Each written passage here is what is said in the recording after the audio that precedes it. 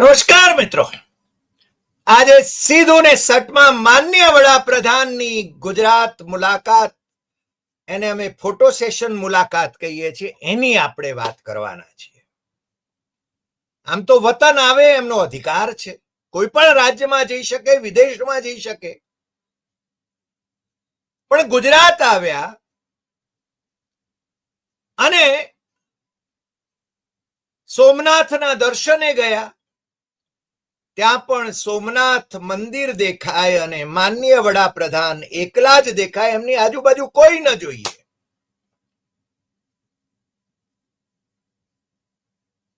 વનતારામાં ગયા. અનંત અંબાણી એટલે કે મુકેશ અંબાણી અને નીતા અંબાણીના પુત્ર,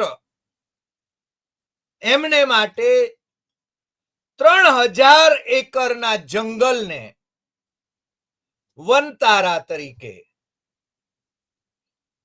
ભારત સરકારે, ગુજરાત સરકારે, બધી જ જે એજન્સીઓ છે એમણે માનનીય મોદીજીના વડપણ હેઠળ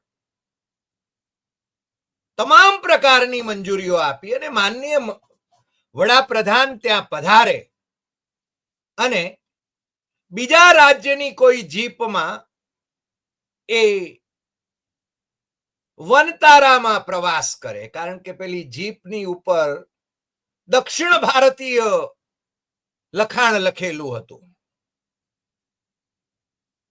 ગુજરાતી માણસ થઈને એમને ગુજરાતી કદાચ ન પણ ગમે એવું બને, કારણ કે તમને ખબર છે, જરા આડવાત પણ કરી લઉં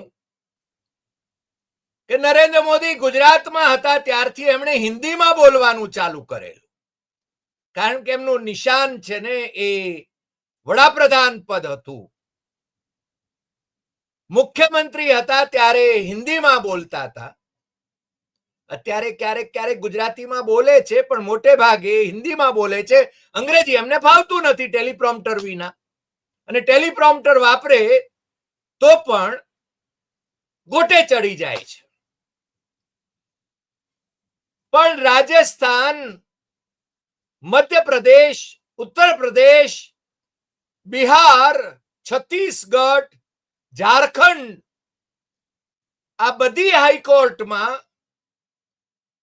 હિન્દીમાં પણ, અંગ્રેજીની સાથે હિન્દીમાં પણ કામકાજ ચાલી શકે. પણ ગુજરાતમાં, નરેન્દ્ર મોદીના ગુજરાતમાં અંગ્રેજીની સાથે ગુજરાતીનો આગ્રહ કરવામાં આવે હાઈકોર્ટમાં કામકાજ માટે, તો એ સ્વીકાર્ય નથી. આપણો માણસ, ગુજરાતી માણસ દિલ્હીમાં બેઠો હોય અને ગુજરાતીનું હળાળ અપમાન થતું હોય, ગુજરાતી ભાષાનું. અહીંયા એક ચીફ જસ્ટિસ હતા કન્નડિગા કુમાર, કોઈક સુપ્રીમ કોર્ટે ગયા, એમણે તો ગુજરાતી ભાષાનું ઓપન કોર્ટમાં અપમાન કર્યું હતું ને કોઈ વકીલમાં એવી નૈતિક હિંમત નહોતી કે ઉભા થઈને એમ કહી શકે કે તમે અમારી ગુજરાતી ભાષાનું અપમાન ન કરી શકો. પણ આ થઈ આડવા. ભાઈશ્રીને ફોટા પડાવવાનો શોખ તો બહુ પહેલાથી. પછી એફએલ ટાવર ભિક્ષા જયારે માંગતા હતા, કે એમણે કહ્યું કે 36 વર્ષ સુધી કે 35 વર્ષ સુધી ભિક્ષા માગીને હું જીવ્યો. પણ ભિક્ષા માંગતા હતા ત્યારે એ વ્હાઈટ હાઉસ ની સામે પણ ફોટા પડાવતા હતા અમેરિકામાં જઈને, અને એફએલ ટાવરની સામે પણ ફોટા પડાવતા હતા, અને હિમાલય તપસ્યા પણ કરતા હતા. ભાઈ તો મહાન છે. એ ગયા વનતારામાં, એ ગયા સોમનાથ મંદિરે દર્શન માટે. સોમનાથ ટ્રસ્ટની મીટિંગની અધ્યક્ષતા પણ કરી, અને પછી national board for wildlife Sasan Gir એ ગયા, અને ત્યાં જઈને એમણે જે તસવીરો ખેંચી, અને એમની તસવીરો ફોટોગ્રાફરોએ ખેંચી. સફારીમાં ગયા, એમને જરા આમ અલગ અલગ પોશાક પહેરવાનો બહુ શોખ.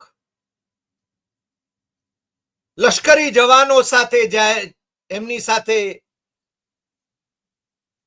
વાતચીત કરતા હોય ત્યારે લશ્કરી પોશાકમાં હોય, અહીંયા જાય ત્યારે વાઇલ્ડ લાઈફના પોશાકમાં હોય, અને એમનો પેલો કેમેરા તો એમનો બરાબર એમની સાથે હોય, કારણ કે એમને ફોટા પડાવવાનો બહુ શોખ અને ફોટા પાડવાનો પણ બહુ શોખ. એટલે ભાઈ શ્રી ત્યાંથી પછી સિંહ સદનથી એમણે છે ને જે પેલી બોર્ડની મીટિંગ પણ ચેર કરી 47 સભ્યો વાળી, એમાં પાછા આર્મી સ્ટાફના ચીફ પણ હતા, બીજા બધા અધિકારીઓ પણ હતા, બધા અધિકારીઓ જ હતા. અમે ભોજદેના કાળાભાઈ વાળાને ફોન કર્યો કે કાળાભાઈ, તમે બધા તમારા જે પ્રશ્નો હતા,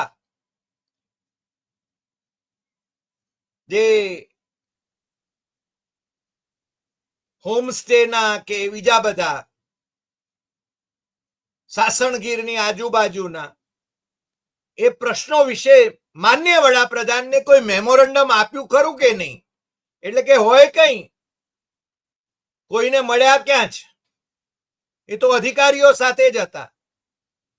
અને આમે મને લાગે છે કે એમની સાથે જે જામનગરમાં એમના સાંસદ હોય, ધારાસભ્ય હોય કે મિનિસ્ટર હોય, એવા થોડા ઘણા એમની સાથે હોય, અને અહીંયા પણ એવી સ્થિતિ. એટલે સ્થાનિક પ્રશ્નો જે હતા, સાસણગીરની આજુબાજુના ગામડાઓના જે લોકોના જે પ્રશ્નો છે, એ પ્રશ્નો વિશે તો માનનીય વડાપ્રધાનની સમક્ષ રજૂઆત કરવાની, એમને સાંભળવાની એમને ક્યાં નવરાશ છે. અને બીજું, ધારાસભ્યને તો કોણ પૂછે જ છે પાછું, સાંસદ કદાચ એમની હાથે હશે, પણ એમને સાંસદે કેટલું બોલવું અને માનનીય વડાપ્રધાનને સાથે એમને વાતચીતનો કેટલો સમય મળે એ પણ પાછો પ્રશ્ન છે. પણ મજાની વાત એ છે, અમે NarendraModi.in અમે તમને કહીએ છીએ, હંમેશા કહીએ છીએ કે તમારે નરેન્દ્ર મોદીની કોઈ પણ મુલાકાત, કોઈ પણ ભાષણ એ જ દિવસે એના વિશે જાણવું હોય તો તમારે એમની પર્સનલ વેબસાઇટ ઉપર જવું, NarendraModi.in. અમે ગયા તો એમણે લખ્યું કે હવારે વર્લ્ડ વાઇલ્ડ લાઈફ ડે હતો, એટલે કે આજે I went on safari in Gir. પાછા અંગ્રેજીમાં એ લખે છે એટલે પાછું મારે ગુજરાતી કરવું પડે, એના કરતા હું ગુજરાતીમાં જ બોલવા માંડું કે ભાઈ એશિયાટિક સિંહો જ્યાં રહે છે એનું એ આ સાસણગીર એ એમનું સ્થાનક છે. અને હું જ્યારે ગુજરાત હતો ત્યારે મને એના ઘણા બધા સંસ્મરણો તાજા થયા છે. ગુજરાતમાં ચીફ મિનિસ્ટર હતો ત્યારના સંસ્મરણો તાજા થાય છે. એ ગુજરાતમાં બાળક હતા ત્યારના સંસ્મરણો નહીં, કદાચ ગયા હશે, બાળક હશે ત્યારે, અથવા તો પ્રચારક હશે ત્યારે, પણ એ સીએમ હતા ત્યારની વાત કરે છે. In the last many years collective efforts, હા એ પાછા એમ કે છે કે છેલ્લા કેટલાક વર્ષોમાં, ઘણા વર્ષોમાં સામૂહિક પ્રયાસો થયા અને એને કારણે એશિયાટિક લાયનની વસ્તીમાં વધારો થતો રહ્યો. હવે આ ભાઈશ્રી એ નથી લખતા કે એમની જ સરકારે સંસદની અંદર જે આંકડો આપ્યો છે મને પણ આઘાત અપાવે એવો છે ને તમને પણ આઘાત અપાવશે. એમણે કહ્યું છે, એમની સરકારે આંકડો આપ્યો છે, હું જરાય આડી તેડી વાત નથી કરતો, અને તમારે એમાંથી જેને ચેલેન્જ કરવો હોય એને છે ને હું વર્ષવાર આંકડા આપવા તૈયાર છું, અથવા તો ગૂગલ કરી લે લોકસભાની અંદર કે રાજ્યસભાની અંદર એમની સરકારે 5 વર્ષમાં કેટલા સિંહ મરી ગયા એની વાત જે મોદી સરકારના મંત્રીએ કરી હતી એ હું કહેવા માંગુ છું. સંસદમાં 5 વર્ષમાં કેટલા સિંહ મર્યા હતા ગુજરાતની અંદર એ આંકડો છે 555 નો. કેટલો? 555 સિંહ મર્યા હતા. આ આંકડો બીજી કોઈ સરકારે આપ્યો નથી કે વિપક્ષોએ નથી આપ્યો, રાહુલ ગાંધીએ નથી આપ્યો. આ આંકડો મોદીની સરકારના મિનિસ્ટરે સંસદમાં રજૂ કર્યો છે. અને ભાઈ શ્રી આ વખતે જરા ડોલ્ફિન ઉપર રાજીના રેડ થઈ ગયા છે. આ એમની વેબસાઇટ ઉપરથી જ હું વિગતો આપી રહ્યો છું. એ કહે છે કે ડોલ્ફિનની વસ્તી સંખ્યા એનો એમણે અહેવાલ રજૂ કર્યો. પાછા પોતાની વેબસાઇટ ઉપર પાછા એમ કહેવાય છે, during the meeting prime minister release the report of the first ever river dolphin estimation conducted in the country, which estimated a total of 6,327 dolphin. હવે ડોલ્ફિનની વસ્તી એમણે ગણી અને એનો અહેવાલ રજૂ કર્યો. એ પહેલી વખત આવી ગણતરી થઈ. નરેન્દ્ર મોદીના શાસનમાં બધું પહેલી વખત જ થાય છે. પહેલી વખત આ દેશમાં ગયા, 40 વર્ષમાં પહેલી વખત આ દેશમાં ગયા, પહેલી વખત આ દેશના સાથે કરાર કર્યા, પહેલી વખત આ કર્યું, પહેલી વખત આ કર્યું. Number one. નરેન્દ્ર મોદી આવું જ કે. અને એ અહેવાલની વાત કરે છે. એશિયાટિક લાયનની વસ્તીની છેલ્લી વસ્તી ગણાવી હતી એ 2020માં અને હવે આ વર્ષે પાછી એ વસ્તી ગણાવવાની છે. કાળાભાઈ તો અમને એમ કહેતા હતા કે નવાબના વખતમાં જુનાગઢ નવાબી શાસન હતું, તમને ખ્યાલ છે. એ વખતે સિંહની વસ્તી ત્યાં આગળ વધતી હતી. એને સાયન્ટિફિક એમણે મને એનાલિસિસ આપ્યું હતું હું જયારે સાસણગીર ગયો હતો ત્યારે. અને હવે એક તબક્કો એવો આવશે કેમ કે અહીંયા સાસણગીરમાં સિંહ રહેશે જ નહીં એવું કાળાભાઈ વાળા કહે છે. અને કાળાભાઈ વાળા તમારામાંથી જેમને રસ હોય વન્ય પશુઓની બાબતમાં અથવા તો સાસણગીરમાં, એમણે કાળાભાઈને જરૂર મળવું જોઈએ. કાળાભાઈ વાળાને આહિર છે, એમને મળવા જજો. તમને અસ્ખલિત રીતે કોઈ પણ રેફરન્સ વિના એ બધી વિગતો આપશે કે કેમ નવાબી શાસનમાં ત્યાં સિંહની વસ્તી વધારે થતી હતી, સિંહ કઈ રીતે શિકાર કરે છે, એના માટે છે ને વૃક્ષોને કઈ રીતે કાપવામાં આવતા હતા, સિંહ દોડીને શિકાર કરે છે, સિંહ ઝાડીમાં અટવાઈ જાય તો એ રીતે શિકાર નથી કરતો. આ બધી વાત અમને તો કાળાભાઈએ બહુ સરસ રીતે કહી હતી. એટલે આ ભાઈ શ્રી 2025ની વસ્તીના આંકડાઓ રજૂ થશે. 16મી વસ્તી ગણતરી સિંહની એમણે પહેલા એમ જાહેર કરેલું કે નરેન્દ્રભાઈ એમણે આમાં એક લખ્યું જ છે, કલેક્ટિવ એફર્ટ્સ. એટલા બધા પ્રયત્નો કર્યા કે સિંહની વસ્તી વધી ગઈ નરેન્દ્ર મોદીના શાસનમાં. પણ પેલા 555 કેમ મરી ગયા એની વાત નથી કરતા. અને બીજી વાત એમની જ વેબસાઇટ ઉપર લખેલું છે કે પ્રાઇમ મિનિસ્ટરે જાહેરાત કરી કે એક centre of excellence at wildlife institute of India campus in SACON એટલે Salim Ali centre for ornithology and natural history, Coimbatore. હવે તમારામાંથી જો ખબર ના હોય તો કહી દઉં, આ સલીમ અલી આપણા કચ્છના હતા અને પક્ષીવિદ તરીકે દુનિયાભરમાં જાણીતા હતા. અમને છે ને અમે મુંબઈમાં હતા એટલે મુંબઈના લાયન ગેટની બરાબર સામે એમની ઇન્સ્ટિટ્યૂટ હતી એટલે મળવાનું થતું હતું. પણ એ ગુજરાતી હોવા છતાં ગુજરાતમાં એમને કેટલા માણસો ઓળખે છે કે યાદ કરે છે એ જોવાનું છે. ને આ પાછી ઇન્સ્ટિટ્યૂટ છે ને એ કોઈમ્બતુરમાં છે. એમનું જે સેન્ટર છે સલીમ અલી સેન્ટર એ કોઈમ્બતુરમાં છે, એટલે કે તમિલનાડુમાં. ભાઈ ગુજરાતમાં સલીમ અલી નું કંઈક સ્મારક કરો ને, કચ્છી હતા, તમે સમજ્યા? માન્ય આ બધી વાતો કરે છે. આજે વિદાય પણ થયા એ હિરાસર એરપોર્ટ ઉપરથી દિલ્હી જવા માટે.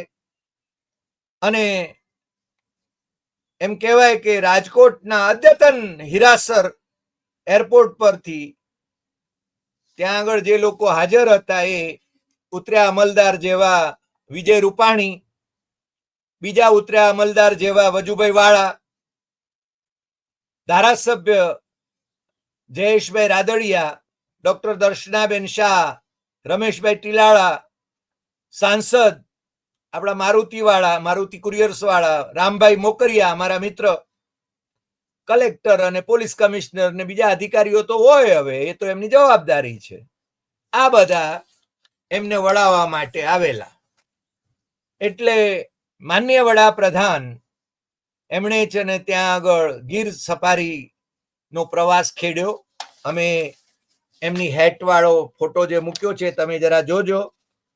અને એ કહે છે કે વિશ્વ વન્ય જીવ દિવસ સાસણમાં એમણે પાછું વૃક્ષારોપણ કર્યું. અને વહેલી સવારે સફારી પાર્કમાં સિંહ દર્શનનો અનોખા અંદાજમાં એમણે લાહોય લીધો. નેશનલ વાઇલ્ડ લાઈફ બોર્ડની બેઠકમાં હાજરી આપી. સાસણ ગીર કચેરીના પટાંગણમાં વૃક્ષારોપણ કરી પર્યાવરણ જતનનો સંદેશો વહેતો મૂક્યો. આ બધું. અને પાછું એમણે છે ને કેસુડાના ફૂલ તોડ્યા. માનનીય વડાપ્રધાનની આમ પ્રત્યેક ક્ષણની કેવું રિપોર્ટિંગ એ કરાવે છે. આમ તો બધું છાપાઓમાં, ગોદી મીડિયામાં કઈ રીતે એમને વાત, એમને શું ગમશે એની વાત એ જરૂર કરે છે. અને એ કહે છે કે એમણે લખ્યું કે આજે સવારે વર્લ્ડ વાઇલ્ડ લાઈફ ડે પર હું ગીરમાં સફારી પર ગયો, જે આપણે બધા જાણીએ છીએ તેમ ભવ્ય એશિયાઈ સિંહનું ઘર છે. ગીરમાં આવવાથી ગુજરાતના મુખ્યમંત્રી તરીકે સેવા આપતી વખતે અમે સામૂહિક રીતે કરેલા કાર્યની ઘણી યાદો તાજી થઈ જાય છે. છેલ્લા ઘણા વર્ષોમાં સામૂહિક પ્રયાસોથી તે સુનિશ્ચિત થયું કે એશિયાઈ સિંહોની વસ્તીમાં સતત વધારો થઈ રહ્યો છે.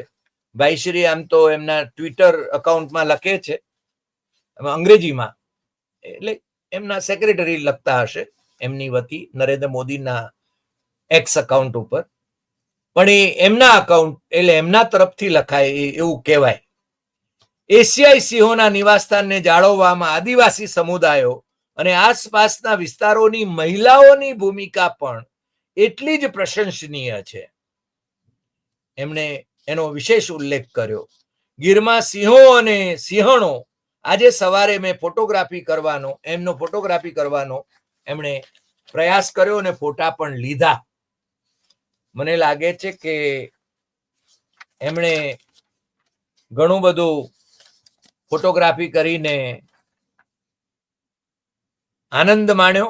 એટલે અમે કહ્યું કે વન તારાથી સાસણ ગીર પીએમ મોદીની ફોટો સેશન મુલાકાત, કારણ કે એમને છે ને ફોટો સેશન એમના થાય એવી મુલાકાત એમ કે છે. પણ હવે જુઓ, અમને પાછો એમ પેલો સિંહની સંખ્યાનું પણ અમને મળ્યું.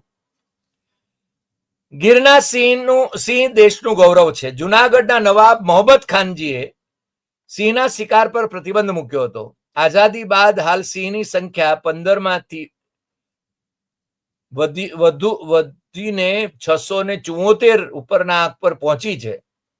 હજુ આમ તો આ વર્ષે એની વસ્તીની ગણતરી થવાની છે. અને એ માનનીય નરેન્દ્રભાઈ એ એમ કહે છે કે ચકલું પણ ન ફરકે તેવી કિલ્લાબંધી કરવામાં આવી હતી આવ્યા ત્યારે. કોઈ પણ પત્રકારો કે અન્ય વ્યક્તિઓને ગીર શાસન સદનમાં પ્રવેશ અપાયો ન હતો. સાંજ સમાચારે આ નોંધ ખાસ લીધી છે અને એમણે જે રીતે આની વાત નોંધી છે એ ગીર જંગલ ઉપરાંત અભયારણ્યનો વિસ્તાર 1412 ચોરસ કિલોમીટરમાં પથરાયેલો છે. ગુજરાતના 9 જિલ્લાઓ 53 તાલુકાઓ એટલે કે બરડાથી બોટાદ સુધીનો 30,000 ચોરસ કિલોમીટરનો વિસ્તાર છે અને ગીર અભયારણ્યની સ્થાપના 1965માં કરવામાં આવી હતી એવી વાત. અને 1965માં એટલે કે માનનીય લાલ બહાદુર શાસ્ત્રીજી વડાપ્રધાન હશે અને એમની સરકારમાં શ્રીમતી ઇન્દિરા ગાંધી એ માહિતી અને પ્રસારણ ખાતાના પ્રધાન હતા. પછીથી શાસ્ત્રીજીના નિધન પછી એ વડાપ્રધાન બન્યા.